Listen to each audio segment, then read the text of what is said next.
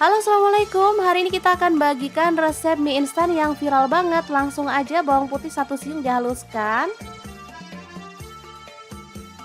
Kemudian 1 butir telur kita campurkan ya.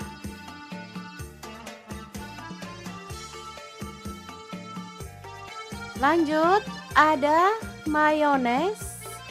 Saya pakai 1 sendok makan.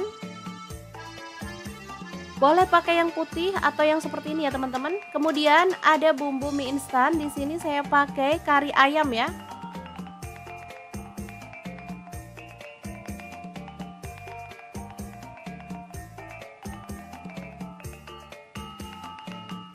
Kemudian aduk sampai merata.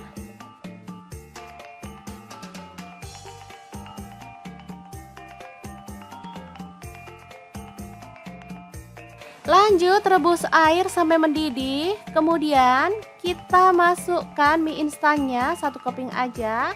Untuk pancinya di sini saya pakai saucepan dari ID Life ya. Ini tuh anti lengket, teknologi Jerman, sangat bagus banget.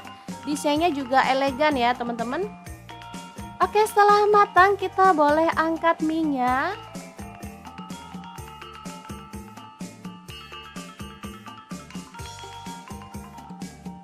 Lalu tuang air mendidih ke dalam bumbu tadi ya teman-teman. Aduk-aduk sampai merata. Ya, seperti ini hasilnya.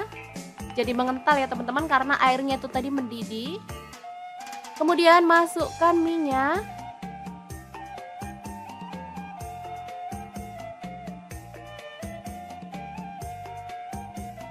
Lanjut kita aduk-aduk sampai merata ya.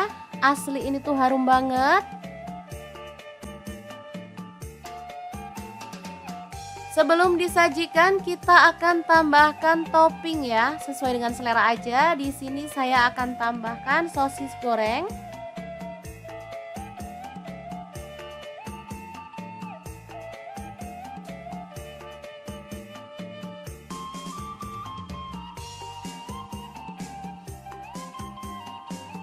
Lalu daun bawang.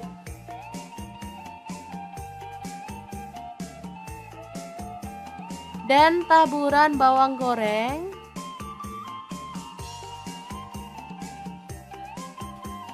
Opsional boleh tambahkan tauge ya teman-teman.